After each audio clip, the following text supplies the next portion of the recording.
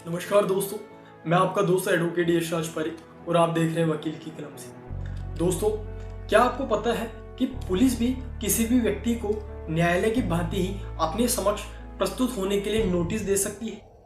तो दोस्तों, इस सवाल का जवाब होगा हाँ, बिल्कुल। पुलिस भी किसी व्यक्ति को अपने समक्ष प्रस्तुत होने के लिए उसे सूचना के तहत एक नोटिस जारी कर सकती है।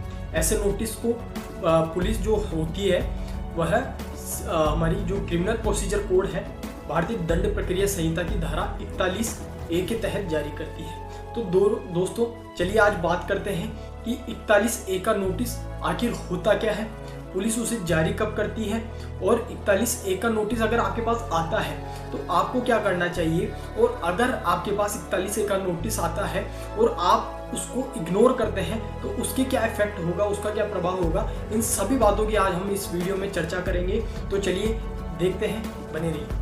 शुरू करते हैं। धारा 41A का नोटिस क्या है, सबसे पहले ये जान लेते हैं। भारतीय दंड प्रक्रिया संहिता CRPC की धारा 41A के तहत पुलिस अधिकारी के समक्ष हाजिर होने की सूचना के लिए ऐसे व्यक्ति को नोटिस जारी किया जा सकता है जिस पर संबंधित पुलिस अफसर को लगता है कि ऐसे व्यक्ति ने कोई संज्ञेय अपराध कारित किया है या फिर ऐसे अपराध के संबंध में पुलिस अधिकारी को कोई सूचना प्राप्त हुई है, या किसी अन्य व्यक्ति ने पुलिस स्टेशन में उस व्यक्ति के खिलाफ जाकर रिपोर्ट दी हो, लेकिन पुलिस को लगता है कि आरोपी के भागने की आशंका नहीं है और कोई प्रथम दृष्टया मामला नहीं बनता है, तो पुलिस ऐसे व्यक्ति को धारा 41A का नोटिस भेजकर संबंधित थाने में पूछताछ के लिए बुला सकेगी और जरूरत पड़ने पर उससे पूछताछ कर सकेगी और बुला सकती है। तो दोस्तों, मैं आपको यहाँ शॉर्ट में समझा दूँ कि मान लीजिए किसी व्यक्ति ने कोई ऑफेंस कर दिया, या ऐसे ऑफेंस की शिकायत कोई दूसरा व्यक्ति थाने में जाकर कर देता है, या पुलिस को खुद को पता लग जाता है कि फलाना आदमी ने ऐसा so and so offence create कर दिया है या अपराध कारित कर दिया है, और पुलिस को लगता है कि हो सकता है उसने ऐसा किया भी हो, नहीं भी किया हो, उसके खिलाफ कोई स्पष्ट सबूत नहीं हो, प्रथम दृष्टया मामला नहीं बन रहा हो, तो पुलिस ऐसे व्यक्ति को CRPC की धारा 41A के तहत खुद के समक्ष हाजिर होने का नोटिस भेज सकेगा और उसे पूछताछ कर सकेगा ऐसी शिकायत के संबंध में। तो आगे बात करते हैं 41A का नोटिस कब और क्यों शुरू हुआ। केवल संदेह और आरोप के आधार पर पुलिस जब किसी सामाजिक व्यक्ति को गिरफ्तार कर लेती है तो उसकी प्रतिष्ठा, मान सम्मान और मानसिक भावनाओं तब परिवार को काफ़ी ठेस पहुंचती है। इसी वजह से वर्ष 2010 में CRPC की धारा 41 में संशोधन कर धारा 41A जोड़ी गई, ताकि मुख्यतः 7 साल तक की सजा वाले अपराध के मामले में, चाहे ऐसा अपराध जमानती हो यानी कि बेलेबल ऑफेंस हो, या गैर जमानती अपराध यानी कि नॉन बेलेबल ऑफेंस, आरोपी की गिरफ्तारी से पहले उसे लिखित नोटिस दिया जाएगा।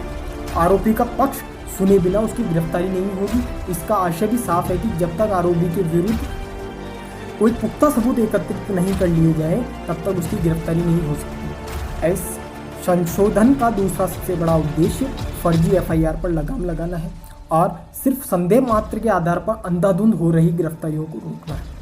आगे देखते हैं दोस्तों कि 41A का नोटिस आपके पास आए तो आपको क्या करना है। तो अगर आपके पास पुलिस का 41A का नोटिस आता है तो आप सबसे पहले अपने अधिवक्ता यानी एडवोकेट से संपर्क करें, उनसे सलाह करके उनकी या उनके किसी जूनियर के साथ संबंधित पुलिस स्टेशन में जाएं, और जहां से आपको नोटिस आए आप नोटिस भेजने वाले पुलिस अधिकारी से मिले, उसके बाद उनके सवालों का जवाब दें, उनकी पूछताछ में उनकी सहायता करें, क्योंकि इससे आपकी सद्भावना प्रकट होगी और पुलिस अधिकारी को पूछताछ के लिए आपको गिरफ्तार करने की आवश्यकता नहीं होगी।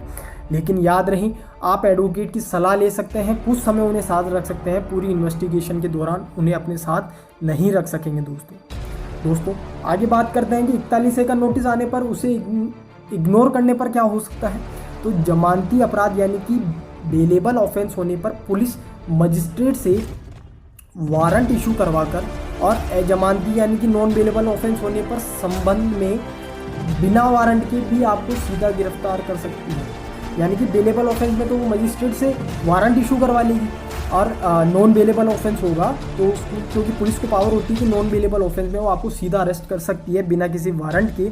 तो फ़ायदा इसी में है कि आप नोटिस मिलने पर उसे इग्नोर ना करें, थाने जाकर जहाँ से आपको नोटिस आया पुलिस की पूछताछ में उसे सहयोग करें, और आपका निर्दोष होने का, आपका इनोसेंट होने का आप सबूत दें, और अपने एडवोकेट की राय लें, सहायता लें। आप देखते हैं कि हमारे जो माननीय न्यायालय है, सुप्रीम कोर्ट है, हाई कोर्ट है, उनका 41A के नोटिस के प्रावधान पर क्या कहना है। तो आंध्र प्रदेश के हाई कोर्ट ने न्यायमूर्ति ललिता कन्नेगंती की एकल पीठ ने आदेश दिया कि माननीय शीर्ष न्यायालय द्वारा स्पष्ट दिशा निर्देश के बावजूद पुलिस के कुछ अधिकारी बिना उचित जांच के शिकायत दर्ज करने के तुरंत बाद अंधाधुंध गिरफ्तारी कर रहे हैं।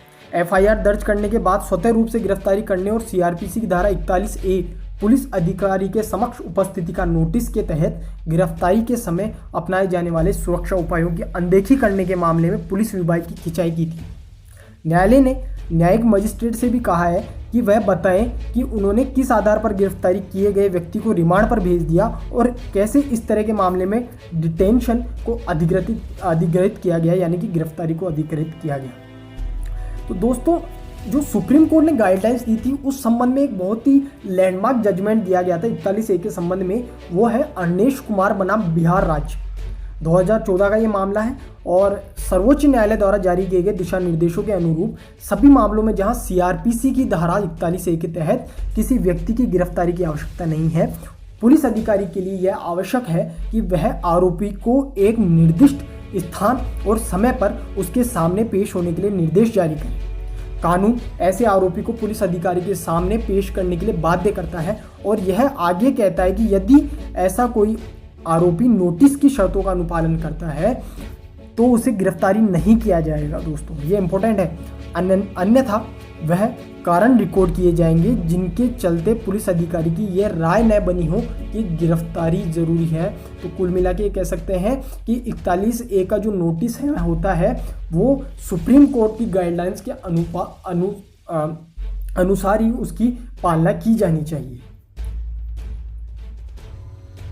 तो दोस्तों, उक्त आदेशों, फैसलों व प्रावधानों एवं हमारे माननीय न्यायालयों के जो गाइडलाइंस है उनसे यही स्पष्ट होता है कि 41A के नोटिस एक सामान्य व्यक्ति को उसके सामाजिक प्रतिष्ठा की रक्षा के लिए और पुलिस द्वारा की जा रही अंधाधुंध जो गिरफ्तारियां होती हैं उनको रोकने के लिए अति आवश्यक है और एक ये सामान्य व्यक्ति का अधिकार स्वरूप उसे प्रदान किया गया है।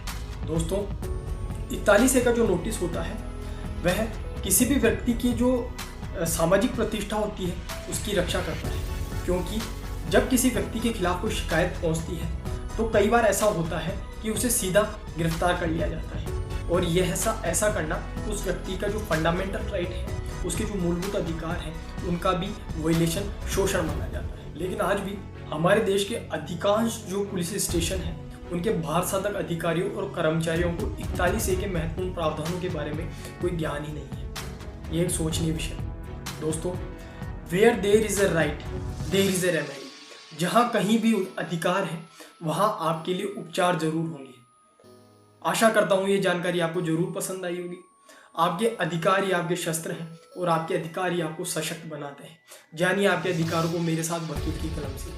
वीडियो पसंद आया हो तो देखिए, शेयर कर दीजिए। क्या पता किसी को इसकी ज़रूरत हो, इन प्रावधानों की आपको या हमें भी कभी भी ज़रूरत पड़ सकती है। तो अपडेट रहिए, अपने आप को अपडेट रखिए मेरे साथ वकील की कलम से। Thanks for watching, keep supporting, keep loving. जय हिंद, जय भारत, वंदे मातरम।